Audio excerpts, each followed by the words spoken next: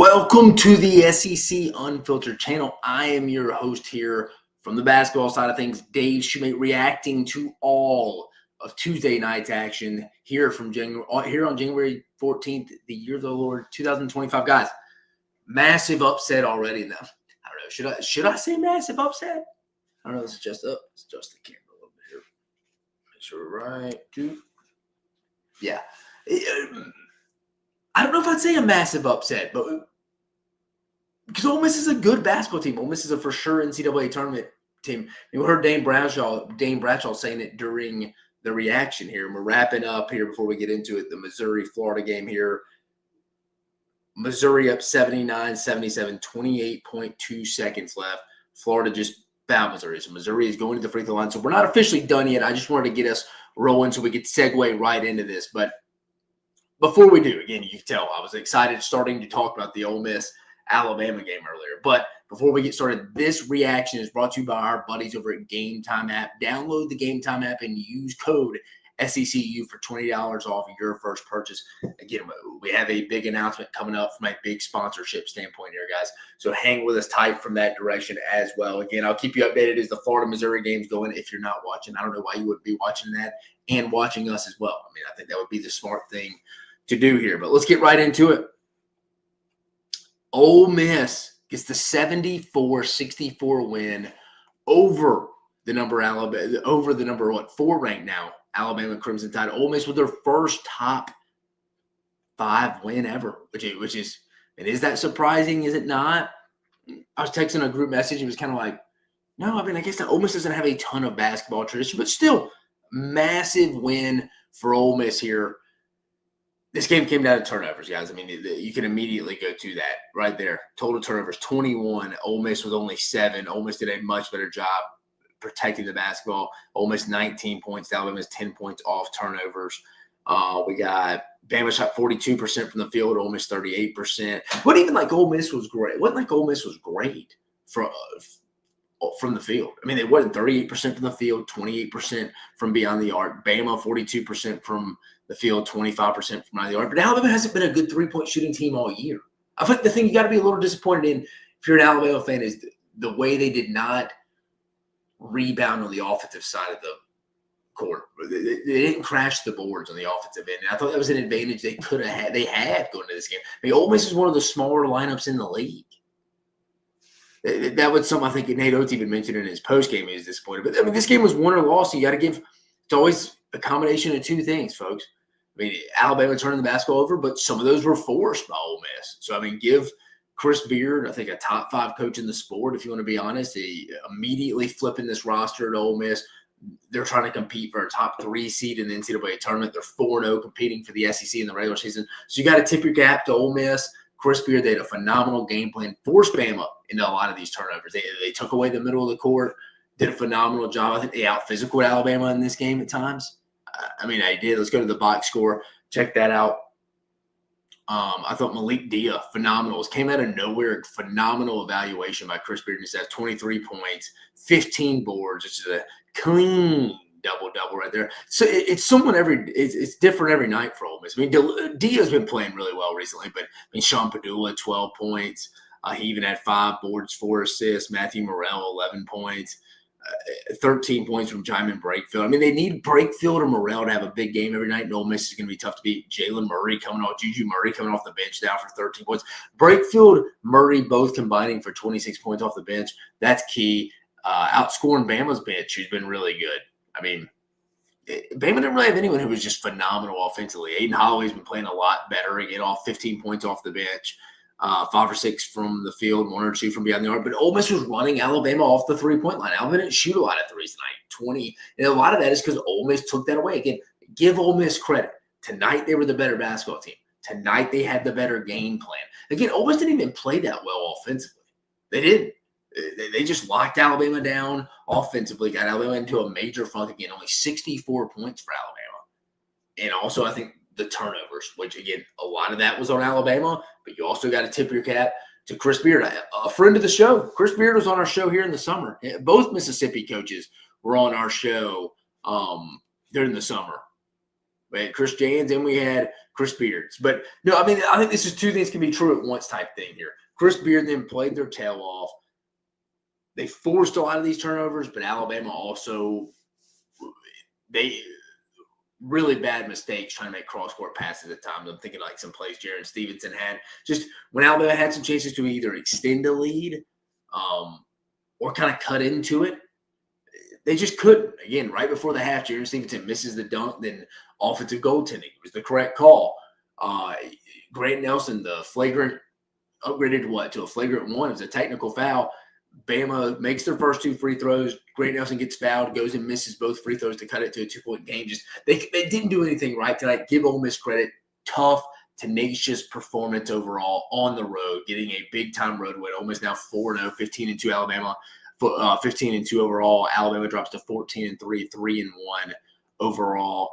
What's next quickly for Ole Miss? Ole Miss heads to Starkville this weekend. I told everybody if they could go 1-1 this week, they'd be jacked. They already got this one. Again, playing with house money like they were tonight. Host A&M and at Missouri. I mean, we saw Missouri tonight. I mean, 3 tough games for Ole Miss coming up. But again, I mean, Ole Miss can play with anyone. I think their floor is high enough because that Mark Adams defense is starting to settle in. You like where Ole Miss is in. Tournament lock, I think, at this point. They're just fighting for seeding. Can they really go compete for the SEC regular season?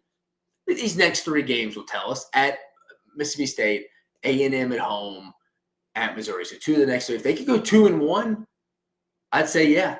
They can go 2-1 in these next 3. I would say legitimately yeah. If not, I think the schedule will ultimately get to them. Because again, this is one of Alabama's worst games in the last 3 years under Nate Oates when you factor in the 21 turnovers. You're not going to beat a decent team if you're Alabama turning over the ball 21 times. I mean, a decent team.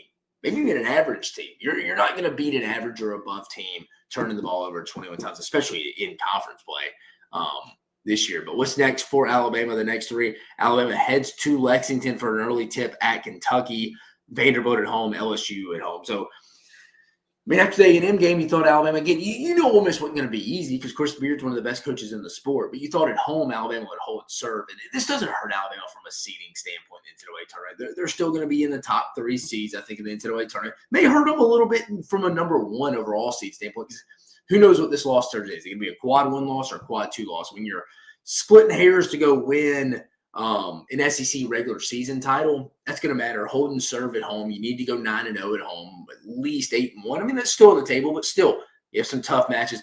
Overall, this long-term, this loss doesn't hurt Alabama. Hell, it's an AP-wise. Who cares about the AP poll? But it's a top 25 loss. This will hurt you in the regular season championship. This is one you may look back and Alabama plays Auburn last game of the regular season. You may be rolling into that one where the winner wins the league, and if you had beat Ole Miss, you may have already clinched type thing. I don't even know if it gets to that point. I just think when you're splitting hairs for how good this league is and competing for the regular season title, you can't lose games at home that you're supposed to win when you're a double-digit favorite. This is where that loss comes in. This is where it hurts. We may be looking at this one late where it's like, man, Bama had their opportunities to win the league. That you gotta hold serve at home and beat a good Ole Miss team, but still. But man, massive win for the Ole Miss Rebels tonight. Massive win. Again, I don't know if I'm ready to say they're really going to go compete for the regular season title. But that's the best win. Dane Bradshaw said it, and I agreed. Best win for any SEC team this season. Going on the road to Coleman Coliseum, where Alabama traditionally doesn't lose, really in general, and especially since Nate Oates has been there, they don't lose.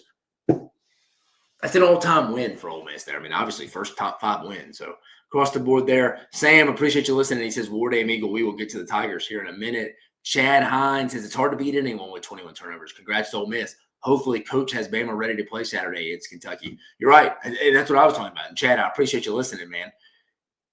21 turnovers, you're going to lose to any decent to average team, especially in this league. I don't care where the game's played. You're 100% right, Chad. Ole Miss gets 22 more possessions than you.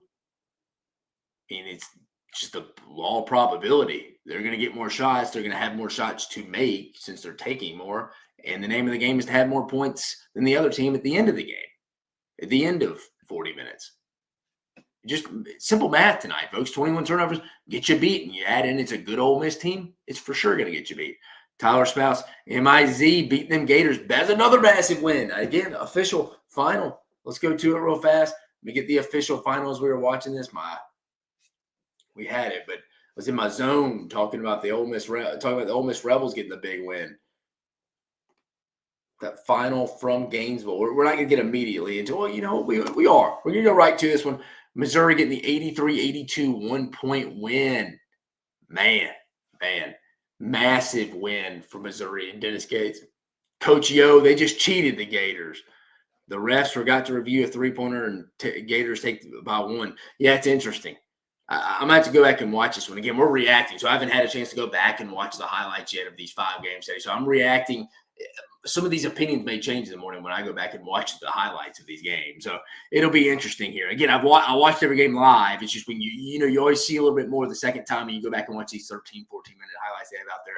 So I'm interested to go back and see that one. But let's get to it. Again, the second upset of the day, Missouri getting the 83-82 win over Todd Golden and the Florida Gators. Man, you had Alabama and Florida sitting there feeling like they were pretty good heading into the weekend, competing for the league. I mean, there's a tough loss for Florida because it's their second loss. Now they're 500 across the league. But, man, let's give our tip of the cap to Missouri now, 14-3, 3-1 in league play. Missouri shot 44% from field goal rate from the field today. Florida 48%. 3-point range, 37% for Missouri, 36% for Florida. I mean, rebounds were about the same, 37. Turnovers weren't. I mean, it just Missouri got out quick and controlled this game from the beginning. You see, the biggest lead was 19. They got out. I mean, they were up 16 at half, and Florida's playing in catch-up mode the entire rest of the way. I mean, it's really what it was. I mean, Missouri just came out shooting well, started evening out. I mean, look, it's kind of a tale of two halves. I mean, think about it. Missouri outscored them in the first half 50-34, Florida 48-33 in the second half. That's really what it was. Florida couldn't overcome that 16-point halftime deficit. And again, in the SEC, you get yourself in a hole like that. Missouri's a good basketball team, too. The depth of this league, we're seeing it tonight. Missouri over Florida, Ole Miss over Alabama, both road. We thought it was going to be hard as hell to win on the road. I'm guilty of it. We saw 2 big road upsets tonight, guys. Missouri and Ole Miss went on the road in 2 hostile environments in Gainesville and Tuscaloosa and got wins, man. That's wild. Tip of the cap to Chris Beard and Dennis Gates. I know we were talking about Ole Miss, but yeah, specifically here, Dennis Gates, they just got out to a phenomenal start and just held on. I mean, just held on. Kind of got dominated in the second half, but they held on. 15 points. Mark Mitchell had been doing his thing since conference play started. 5 for 11 from the field. Didn't attempt any three-pointers, but Anthony Robinson in double figures. Tamar Bates in double figures. Bench didn't get a lot outside of Caleb Grill, but Caleb Grill hit some big shots late for Florida in some tough situations. You saw 60% from beyond the arc tonight, 6 for 10. They shot pretty well today, Missouri, and they got out to that quick lead and kind of just, like I said, they just hung on. Wasn't a great second-half performance. I'm sure Dennis Gates will tell you, but they held on. And for Florida, you get yourself in that big of a hole. It doesn't matter if Walter Clayton goes for 28. Doesn't matter if Elijah Martin goes for 14. Will Richard 12. Ruben Chingulu 11. Gave you 10 boards. These aren't bad stat lines, folks. 48% from the field, 36 from beyond the arc. You had a great second half. You had a second half that could win the game. I'm just telling everyone in this league this year, folks, you can't go get in holes like this with Missouri. And not necessarily what Alabama even did, because that game was kind of back and forth the whole time. This was just literally the definition, and this would make Anthony Grant blush. But a tale of two halves. I mean, anybody who's followed college basketball, especially SEC basketball, for a long time knows former Alabama basketball coach Avery Johnson, every game, this game was a true tale of both halves. You remember he'd always say that. This was it. This was the definition. That's a cliche, but this was the definition of it. Missouri just held on. Final score season. You don't have to show your work, folks. All it's going to say in the win column is it chalk another one up, 83-82 Missouri, 3-1 now in league play, man. Massive win for Dennis Gates. This is the kind of win that like 2 years ago they got on the road and just springboarded them to, again, not ready to say just like with Ole Miss, but Ole Miss is 4-0. Missouri's 3-1 if they're ready to go compete for the league. But we'll see. The next 3 for the Missouri Tigers, though, versus Arkansas at home. It's an 0-4 Arkansas team. You like Missouri in that one? At Texas and Ole Miss at home. That could be a big one. That Missouri-Ole Miss game could be built. Even if Ole Miss loses at Mississippi State this week, I already said it. If Ole Miss went 1-1 this week against at Alabama and at Mississippi State, it was a win for Chris Beard's squad. It's already a win. I know they want to beat the rival. They want to beat Mississippi State, especially on the road. But I think this week's already a win for them. Same for Missouri. But I think beating Arkansas at home, it's starting to be probably need that one. What is next for the Florida Gators? Pulling up the schedule. Up next for Florida, the next 3. Texas at home, that's one you feel like you're going to have to stay. I mean, they're 2-2 now. I think Florida's a legit Final Four contender, but from a league race, they're about to get themselves out of it, and the path's becoming a little narrow. I mean, there was a clip of me this week talking about it, that they could have won 4 straight. Still very manageable here. Texas at home, at South Carolina, Georgia at home. But you would have factored Missouri into that as well, and I did. Just today, the first real wild day of the league where the upsets were flowing between the Ole Miss win and the Missouri win here. I mean, Florida could easily go 3-0. I think they have to if they want to stay in the league play. Probably have to go make up another one at Tennessee, get another win against Tennessee. That's the kind of hole you put yourself in with a loss to Missouri at home. And that's not a shot against Missouri. They're probably going to be in the top 25 this week if they hold strong and beat Arkansas or this next week. It's just you have to. If you want to go win the league, you're going to have to be 8-1, 9-0, I think, in league play. Let's call a spade a spade. I think it is what it is this year. Let's go to some of the comments. Christian David, appreciate you listening. Sad Gators fan. Didn't get to watch the whole game because of my work, but I need to see the first half, really.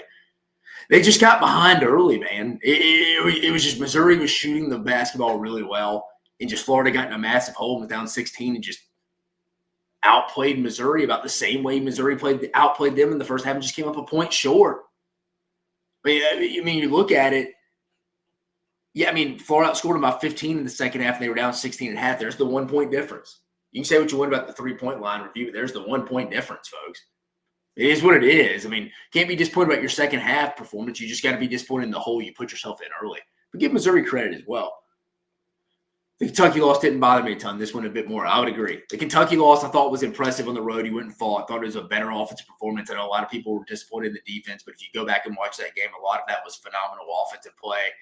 That one didn't bother me either. This one at home, home losses bothered me this year because, again, these teams that I like, the Alabamas, the Auburns, the Floridas, the Tennessees, throw Kentucky in there. Before today, it's going to be the battle of who can hold serve at home. Well, Florida let one drop at home. Alabama let one drop one at home. Is Ole Miss a contender now? I think TBD. A lot of questions today opened up. A lot of questions. Tristan Greenplay, appreciate you listening, man. MIZ, ZOU. Big win for the Tigers tonight. Full court, the home of college basketball. Luke and the boys, LT, Ole Miss. People need to listen to LT. Luke Taylor. They do. Rebs are hot. Chris Beard, one of the best coaches in the sport. I think he's a top 5 coach in the sport. Tell me if we're wrong. Tell me if you think I'm wrong in the comments, folks. I think he's a top 5 coach in the sport. Tristan Greenplate, Missouri doesn't just give up 3 at the end of their review call, so can't just say games should have been tied. Yep. Make sure we go and like, subscribe, hit the notification bell. The road to 20,000, folks. Christian David, I don't know how Brea had a crazy game against UCF and now Grill. Yeah. I mean, it has against Florida in these SEC losses. Somebody's had a crazy 3-point performance. But let's move on to our next game that we talked about. Oh, it's being slow. Let's go to it. Let's go. We thought Auburn. What was Auburn going to look like after losing Johni Broome for TBD to be determined? But how about the Tigers go out there and dominate 88-66? This is one of those typical games where it's like, hey, they lost one of their best players, but the rest of the team rallies. And Auburn's still a good basketball team, folks. And it was kind of like Mississippi State came in sleepwalking, not sleepwalking, but just had a little lethargic. Like, looked like they were still tired from the close home loss to Kentucky from Saturday. I mean, it's really what it kind of felt like. But give Auburn credit, man. Best player was out. They came out and dominated 55% from the field, 41% from beyond the arc. Did get out rebounded. Turnovers 10, 16 for State. That's what Auburn does. Forces a ton of turnovers. I mean, Auburn controlled this one from the get-go. Largest lead, 26. Auburn at home, guys, going to be dang near impossible to beat. I mean, they're the team I think it's going to go. I mean, how shocked would you be if Auburn went 7-2 at home? If they lost 2 home games, I'd be shocked. I'd be shocked. Like, it's the best home court advantage in the sport. I think they're going to go 9-0 at home. They get some of their tough. They get Florida at home. They get Tennessee at home. I mean, they go to Tuscaloosa too, but they also get Alabama at home. Auburn gets their tougher games at home. They kind of have a schedule benefit. But again, I don't think Auburn's going to go drop home games to teams like Missouri and Ole Miss. I mean, they didn't lose it to Missouri. I mean, they beat Missouri first conference game. I think that's the difference. Auburn's floor this year, I think, is a lot higher than Alabama's and Florida's. I think we're starting to see it again. Now, the ceilings of Alabama and Florida may be even higher than Auburn's if we want to have a conversation. Not every night, but I think it can. I think Alabama and Florida's ceilings can be higher than Auburn's, or is higher than Auburn's. But I think Auburn's got that floor, which makes him the more consistent team, in my opinion. Again, I think Auburn's going to be so hard to beat at home. They are. Chaney Johnson, I keep saying it, 17 points, 8 boards. I think he's the most improved player in the conference.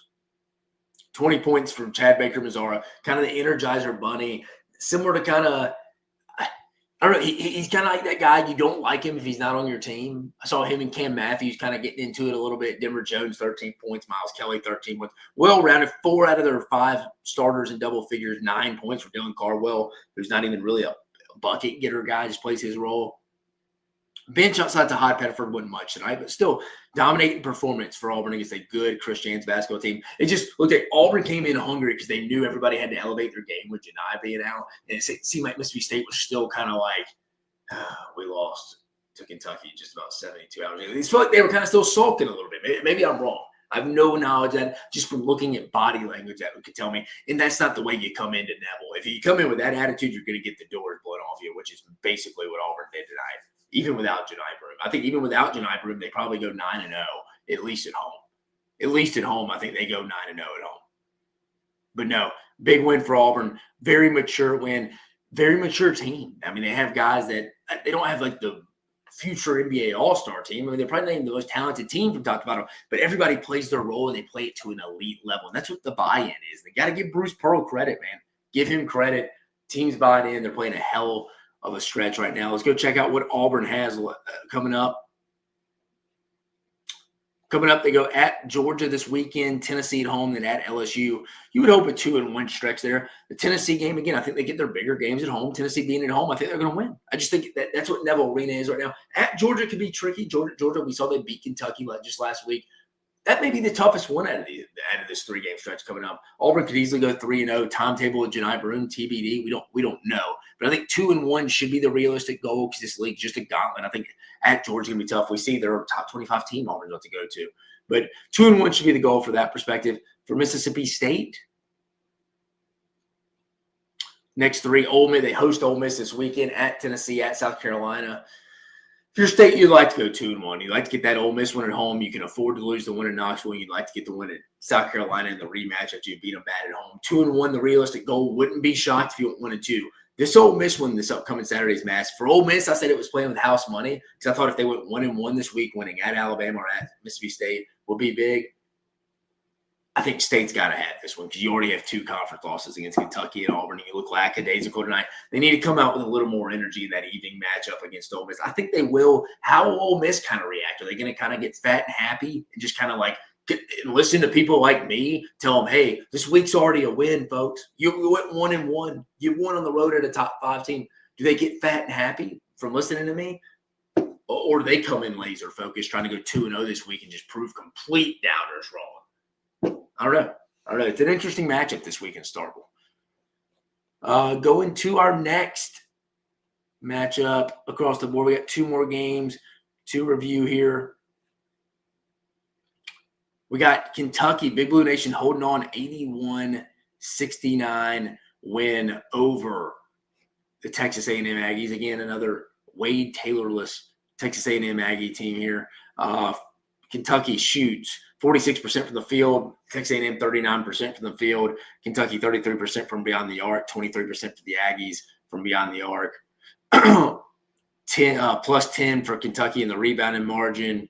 Turnover 17, 12 those in double digits.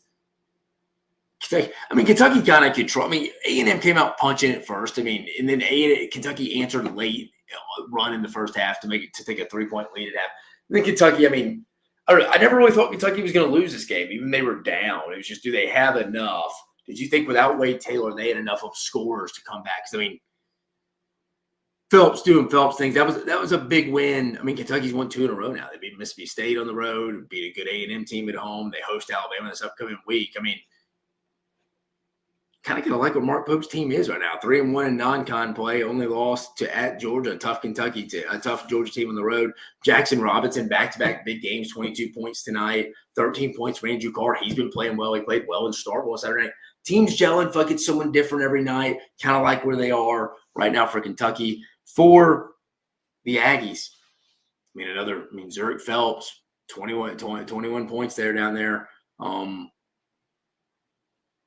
He's just kind of the guy taking it over for him right now without Wade Taylor. It's either the Wade Taylor show or it's the Zurich Phelps show. Let's get offensive rebounds. How many free throws did they shoot tonight?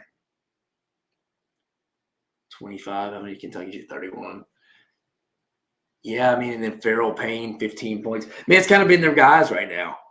It's been kind of the Zurich Phelps, Farrell Payne show off the bench. And I think Buzz is fine with where they are right now. Again, I think they're probably not going to go compete for the league either because I think this injury is going to hurt them with Wade Taylor. And I think he's kind of resting him, getting that groin knee ready to make, hey, we're going to need him at the long haul or down the stretch to make a run. It's probably a smart move, just kind of from a load management standpoint of you're not throwing it in on the SEC regular season. But again, you got to start making those decisions from a minute standpoint of, hey, are we just going to keep chasing our tail a little bit? Or are we going to get our guy rested and start playing for the end of the year, make a big run at the tournament?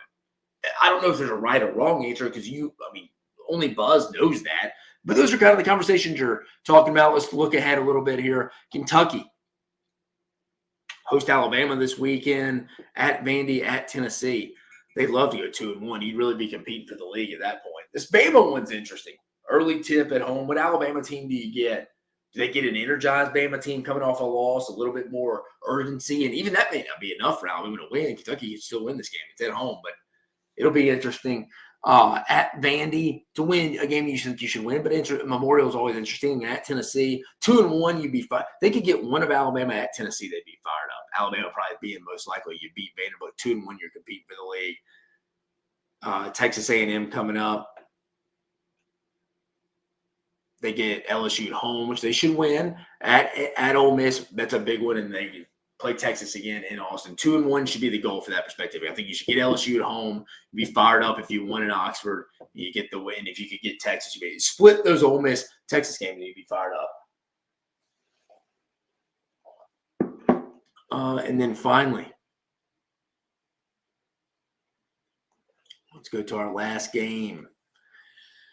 Arkansas, folks. Probably the biggest losers of the night. And, you could argue Alabama may have lost an SEC championship tonight. Florida may have lost an SEC championship tonight. But Arkansas, I think their NCAA tournament hopes and dreams may be starting to dash, folks. I think they may be starting to get dashed. 0-4 now, 11-6 overall. LSU 12-5, 1-3 overall. LSU gets the 78-74 win over John Calipari and the Arkansas Razorbacks. LSU shoots 40% from the field, 36 from behind the arc. Arkansas 39% from the field, 45% from three-point range. How many turnovers does LSU have? 15, but LSU usually loses that turnover bar. Let's see, points in the paint. Arkansas kind of dominated that one. Arkansas came out firing. Up 12. They even got better. Arkansas is a soft basketball team. They're just not a good basketball team, folks. They put so much on Boogie Flan. They put, he went 19 right there. They put so much on his back, man. This team has no MO.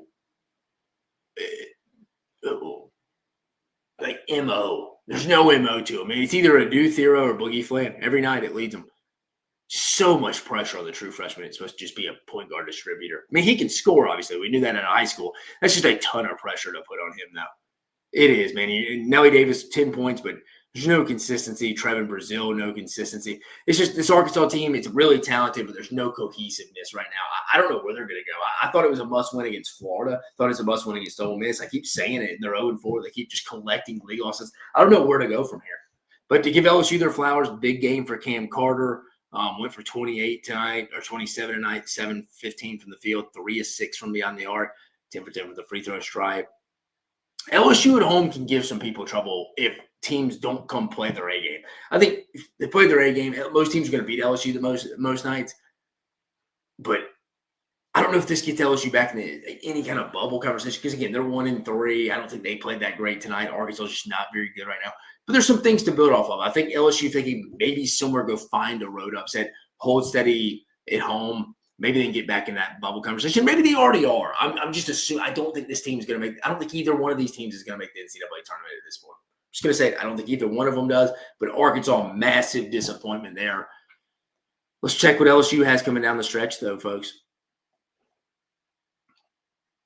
They go to A&M this week at Alabama and then Auburn. That's going to be tough. 3 straight.